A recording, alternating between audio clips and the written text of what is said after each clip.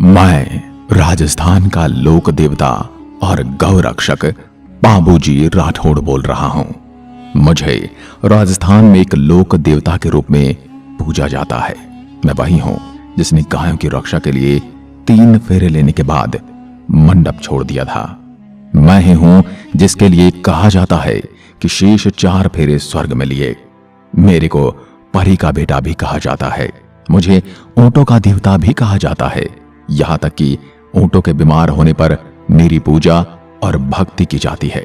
इसके साथ साथ मुझे लक्ष्मण का अवतार भी माना जाता है। आज मैं आपको बताऊंगा कैसे मैंने गायों की रक्षा के लिए अपनी शादी को बीच में ही छोड़ दिया और गायों की रक्षा अपने प्राणों की आहुति देकर की। इसी के साथ मेरी घोड़ी से जुड़ी बातें भी बताऊंगा जो आपको मंत्र मुग्ध कर देंगी। मेरा जन्म कोलमुंड में हुआ था जो कि जोधपुर में है। मेरे पिता का नाम धांधल जी और माता का नाम कमलादे था। मेरा विवाह फूलमदेह से हुआ था जो राजस्थान के अमरकोट के राजा सूरजमल सोढ़ा की पुत्री थी। अमरकोट वर्तमान में पाकिस्तान में है। मेरे 2 वीर प्रसिद्ध साथी भी थे जिनका नाम चांदा और डामा था। ऊंटों को पालने वाले रेबारी जातियों के लिए पाबूजी राठौड़ यानी मैं आराध्य देव हूं। मेहर जाति के मुसलमान मुझे पीर नाम से जानते हैं। मेरी मां को लेकर भी एक कहानी है। लोग कहते हैं कि मेरी मां एक परी थी। ऐसा माना जाता है कि परियां आसमान में विचरण करती हैं तो वो पृथ्वी पर कभी कभी रात में उतरती हैं ताकि उनको कोई देख न सके। अगर उनको कोई देख ले तो वो वापस नहीं जा पाती। इसी वजह से वह रात में नीचे उतरती हैं। ऐसा ही एक बार एक परी मारवाड़ की धरती पर उतरी जहां बहुत तेज पड़ता है। उसी गर्मी से राहत पाने के लिए पास में ही एक तालाब था। वो नहा रही थी और इधर से मेरे पिता धांधल जी अपने घोड़े पर बैठकर जा रहे थे और तालाब को देखकर वह अपने घोड़े को पानी पिलाने के लिए उस तालाब पर आते हैं और उसी परी को देखकर स्तब्ध रह जाते हैं और उसी को एकटक देखने लग जाते हैं। जब परी की नजर मेरे पिता पर पड़ी तो वो डर गई थी, अब पृथ्वी से वापस नहीं जा पाऊंगी। और यह बात उसने मेरे पिता से कही। मेरे पिता ने उससे विवाह कर लिया, लेकिन उस परी ने उनके सामने 2 शर्तें रखी। पहली ये थी कि मेरे लिए अलग से महल बनाकर देना होगा और दूसरी शर्त ये कि उस महल में मेरी आज्ञा के बिना कोई भी प्रवेश नहीं लेगा। धांधो जी ने उसकी दोनों शर्तों को स्वीकार कर लिया और निश्चित समय के पश्चात उस परी ने एक पुत्र को जन्म दिया, यानी मेरा जन्म हुआ, जिसका नाम रखा गया पाबूजी। मैं बचपन से ही काफी सुंदर था। कहते हैं कि एक दिन मेरे पिता बिना आज्ञा के महल के अंदर प्रवेश कर गए और उन्होंने देखा कि एक शेरनी बच्चे को दूध पिला रही है। धांधो जी को देखकर उस शेरनी ने एक परी का रूप बनाया और धांधो जी से कहा कि आपने मेरी शर्त तोड़ दी है, इस वजह से अब मैं यहां नहीं रहूंगी। और वह वहां से चली जाती है। उसके बाद मेरा पालन पोषण मां कमलादे ने किया। इस वजह से आज भी मेरी मां कमलादे को ही माना जाता है। मैं एक बार कहीं जा रहा था और मार्ग में गायों का झुंड दिखा। झुंड के बीच में एक सुंदर सी घोड़ी भी घास चर रही थी जिसका नाम केसर कालमी था।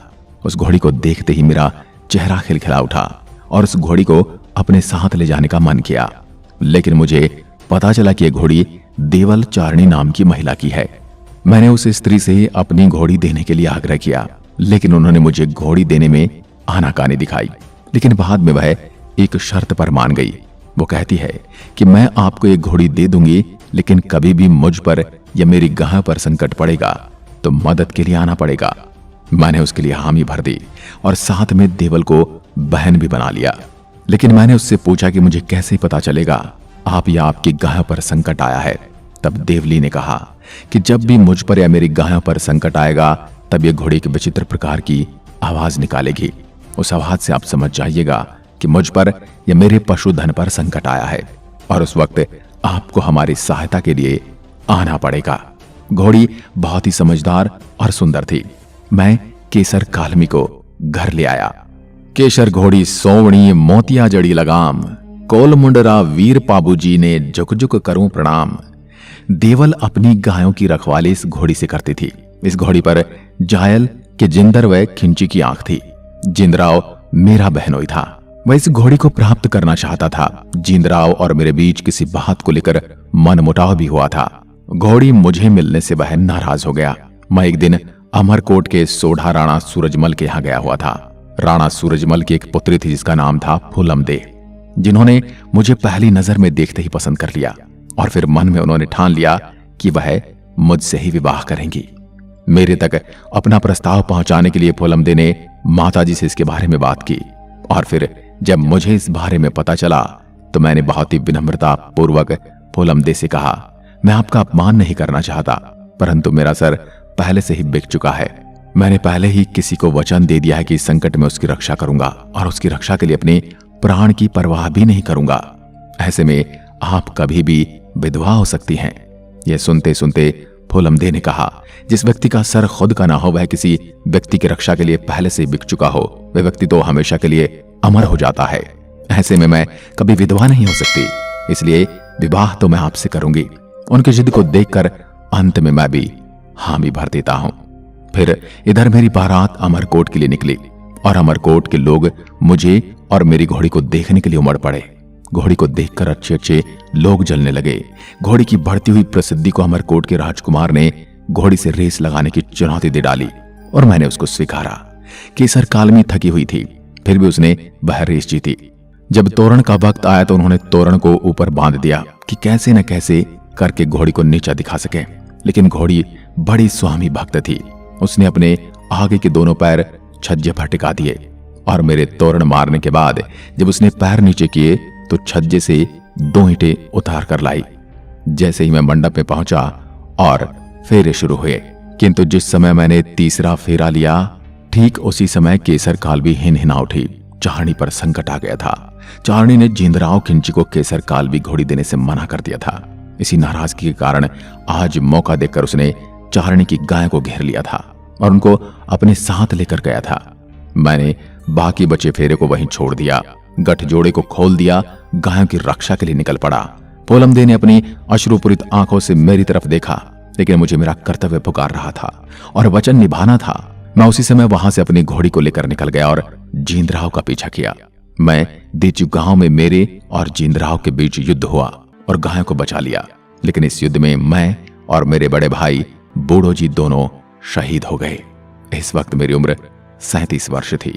इधर सोढ़ी राजकुमारी फूलम देवी हाथ में नारियल लेकर अपने स्वर्गस्थ पति के साथ शेष फेरे पूरे करने के लिए अग्नि स्नान करके स्वर्ग पलायन कर गई और आज भी कहा जाता है कि हमने शेष 4 फेरे स्वर्ग में लिए। इस घटना के बाद आज भी राजस्थान के लोगों में यह मान्यता है, यदि किसी पशुओं पर संकट आता है तो पाबूजी महाराज का नाम लेते ही वो आज भी पशुओं की रक्षा करने के लिए आ जाते हैं। जोधपुर के कोलुमंड में स्थित पाबूजी राठौड़ के मुख्य मंदिर में हर वर्ष चैत्र मास की अमावस्या को उनका मेला लगता है।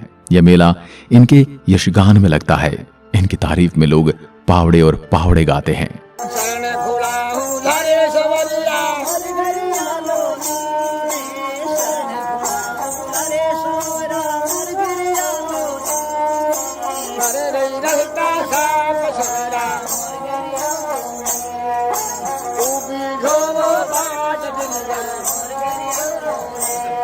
यह इनके यशगान में गाए जाने वाले गीत हैं। पाबूजी के यशगान में पावड़े गाए जाते हैं। वह मनौती पूर्ण होने पर फड़ भी बांची जाती है। पाबूजी की फड़ पूरे राजस्थान में विख्यात है, जिसे भोंपे भाजते हैं। ये भोंपे विशेषकर थोरी जाति के होते हैं। फड़ कपड़े पर पाबूजी के जीवन प्रसंगों के चित्रों से युक्त एक पेंटिंग होती है। भोंपे बाबूजी के जीवन कथा को इन चित्रों के माध्यम से कहते हैं और गीत भी गाते हैं। इन भोंपों के साथ एक स्त्री भी होती है जो भोंपे के गीतोच्चारण के बाद सुर में सुर मिलाकर पाबूजी की जीवन लीलाओं का गीत गाती है।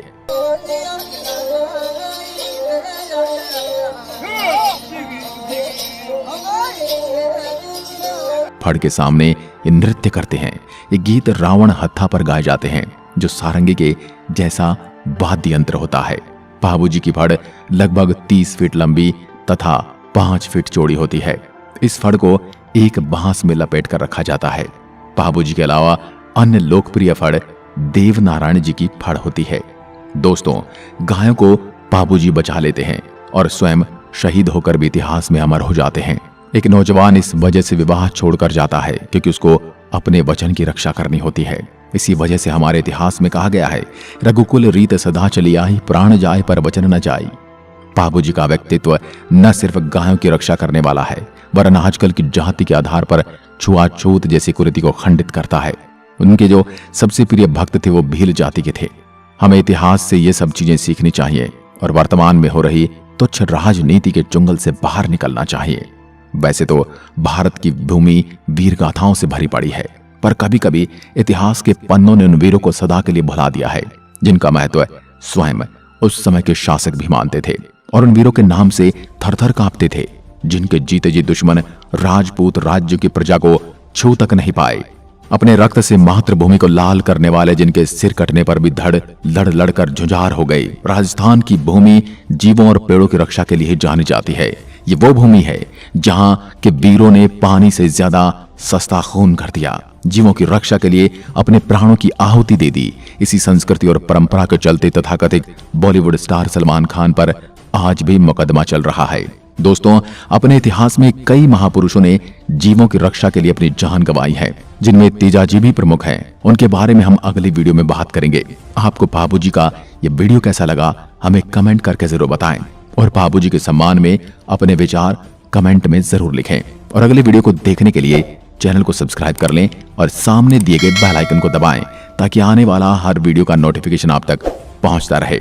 इसी के साथ रजवट रोथू सेहरो सब सूरा सिर मोड़, धरती पर धाका पड़े रंग बाबू राठौड़।